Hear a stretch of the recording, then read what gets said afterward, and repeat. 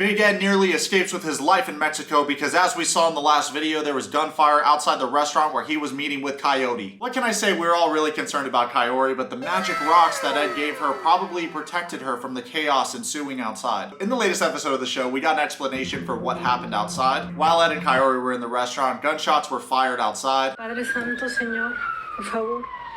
Señor, se cubriéndonos en tu mano. Bam, bam, bam. From Ed's past selfish behavior, I expected him to use Coyote as a human shield while fleeing from the bullets, but he didn't do that. He instead comforted her and gave her reassurance that everything was going to be okay. 15 minutes later, local police informed the crew that the incident was over and it was once again safe. Big Ed then describes what happened from his perspective. Everybody starts rushing into the restaurant, and the police are outside. Everybody get down, get down, get down. And I heard, pop. I heard 2 gunshots. Pop, pop, pop, pop.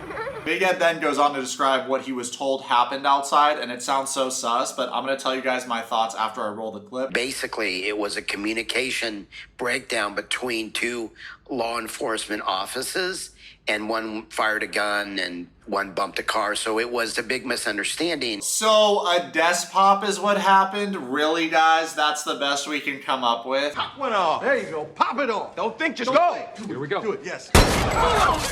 When the TLC directors figure that the footage they have isn't exciting enough, so they slip the cops a couple pesos to shoot their guns in the air to make the date more exciting, and then use that footage as the trailer to make the entire season more exciting. Obviously, I don't know if that's what happened. I'm not saying that did happen. I'm not saying it didn't happen. I'm just saying if I was in their shoes and there was a boring date and I needed to make it more exciting, I'd probably slip the cops a couple pesos too. Look, maybe it's just me, but the past 2 years have made me so cynical. The whole Epstein thing was a conspiracy theory for 20 years until it wasn't. I have a lot of conspiracy theories. This story does not add up. So the cops just so happen to unload their firearms when Big Ed is on a date in this small, relatively safe town in Mexico. Come on. Don't be suspicious. Clearly, I'm not the only wet sock that finds the situation suspicious. Maria Luna, a fellow sock from the town where this situation transpired, commented this on my last video. Very disappointed with this episode. I'm from Colima, Mexico, where this was filmed, and was actually visiting family there during the filming. It happened in late July, August. I truly believe these gunshots were staged because Comala is such a small town, and where this restaurant is located, it is by this town center where Comala's main road passes a church and a plaza is located, so constantly busy. Comala is such a small town that people know each other and information spreads very quickly. On the specific day, people heard gunshots but could not point out why they happened. I find it weird that on this day, no one could pinpoint where the gunshots came from, being that gunfire would spark curiosity and fear. So disappointed on how my small town of Comala was portrayed because it is a beautiful small town with very rich culture. Okay. I'm embarrassed with you because my city No. is a No, listen, that had nothing to do with your city. It was just a coincidence. I think this is the first time I agree with Ed. It is definitely not her city, and I feel bad for her that she's embarrassed for her city. Tourism is a big part of the Mexican economy, and when incidents happen like this and they're highlighted in a reality TV show that's one of the most popular ones in the US, it deters tourism from Mexico. Ed knows that Coyote is down with Jesus, like Girl Defined, so he goes on to say, God was watching us there. He's always looking out for us. He wants to really remind this girl that he also is down with Jesus too, so that later in the night he can, Actually, this wasn't a good representation, more like this. Kaori goes on to say that she still doesn't quite understand what happened. It's cloudy for her. Her one thought is, oh my God, my son. So she's clearly thinking about her son, and she was thinking about her kid when she thought her life was going to end. And this is a really traumatic experience. It's also the first time that the audience learned that she has a child. Ed has a history of dating single mothers, and you can tell that he's a great father by how he wants nothing to do with their children. Not to mention his daughter Tiffany didn't turn out that great. Big time mean girl vibes, and we can see that by how she treated both Liz and Rose. What did you see in my dad? I mean, did you really love him? Because he really did love you, because he was willing to give me up. Yes, I really love your dad. I really don't get a tone with me, please. I'm just asking you a general question. But the good news is she has a neck. Hey, yo! On a serious note though, how awkward do you think the family functions are about to be now that Liz and Ed are engaged with all the shit that his daughter has talked about her in the past? That shit is gonna be juicy. I wish I had a front row seat to those events, honestly. You can see that Big Ed is a big where's my hug guy from how he's all over Coyote. I think he's using this traumatic experience and the fear to get more touchy with her.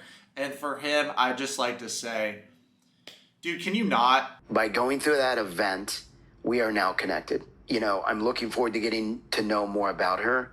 I feel closer to her. I feel closer to her. She was crying in my arms. I didn't expect that. This is definitely an unusual way to connect with someone. However, anxiety can cause arousal. It shares many of the same physical responses, such as an increased heart rate and blood flow and shortness of breath. Our bodies are easily confused by this. Some, it seems, more than others, but it's definitely a known phenomenon. There have actually been studies to show that people tend to find others more sexually appealing if they are asked to judge them immediately following an adrenaline-charged experience, such as a desk pop with Big Ed. This might have worked. Ed might get a stinky finger tonight. Who knows? Later in the episode, Big Pred lures Kaori back to his hotel room with his no-neck charm. On the way to his hotel room, Big Ed once again tries to impress Kaori with his immense Spanish vocabulary by saying right when he should have said left. Is that right? Derecho? Izquierdo. Izquierdo. Yo, Duolingo, sponsor my boy Big Ed. He's getting words wrong that we learned in 5th grade. This was our first date, and by an act of whatever, she ends up in my arms crying. Yeah, it's like, thank God the shooting happened. So romantic. My question for him is, why did he say grace of whatever? Bro, say grace of God. Don't falter. Stay on track. You know this girl likes God. Tell her what she wants to hear, bud. That's what you did with the other two. Say, the grace of God saved us, baby. It's probably brought us closer together. She was afraid, and I was there to comfort her. So there could be a silver lining to this. I don't know about you guys, but the way he's talking about this makes me wildly uncomfortable. Maybe I'm the weirdo, but I don't look at an emotionally vulnerable girl and think, how do I cream pie that? What did he say? Not having a neck is one thing, but not having a conscience is a completely different thing. And I hope one day Jiminy Cricket sits on your shoulder and gives you some of that good advice that he gave Pinocchio, Edward. Okay. Come in. Transformar. For me, the transformation was life is short. Anyone else waiting on the edge of their seat to see how he turns this conversation into we should make love because no regrets? Kaori goes on to say that her and Ed's first meeting was very deep, and I keep forgetting that this girl is a mystic shaman or some bullshit. Kaori kind of reminds me of those girls that are vegan and super healthy or into nutrition and yoga, but they go to raves and do Molly every single weekend. Another thing I'm really confused about is that Kaori is a Japanese name, right? So shouldn't Ed be able to pronounce that shit right on the first try? He's been chasing Japanese puss for years. Near to my house, Yeah. there are coffee in a garden. You tell me where, and I'll bring. I think. Can I bring my mom? With Teddy. With Teddy and my your mom? Uh-huh. ¿Está bien? Sí. You want to meet my mom? Ay.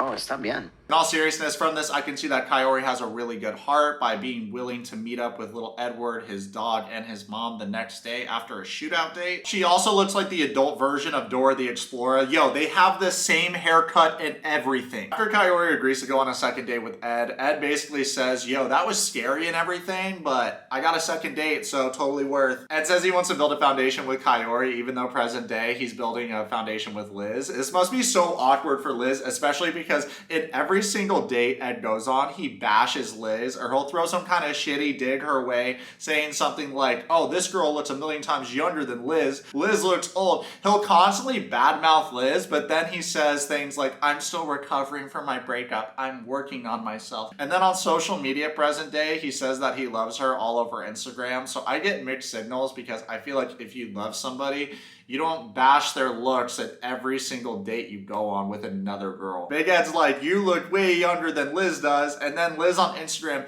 we went through a lot together and had to overcome and inflict damage to learn how to heal and learn how to love. And I love you and little miss, Big Edward. Guys, I might have to stop doing that Liz impression. When I do that voice, I want to punch myself in the face. You've heard of Big Trouble in Little Chinatown. This is Big Trouble in Little Mexico, starring Big Edward and Kaori. We know that their relationship doesn't last because he's with Liz right now, but I am looking forward to seeing the chronicles of his dating adventures in Mexico. Let's do a fun activity together as a family. Comment below your theories about what really happened with that shooting while they were at dinner. I want to know all the fan theories of what you guys think is going on, because I personally think that that scene is really sus. Guys, I hope you enjoyed today's video. Comment below, subscribe. Follow me on Twitch and on Instagram right now.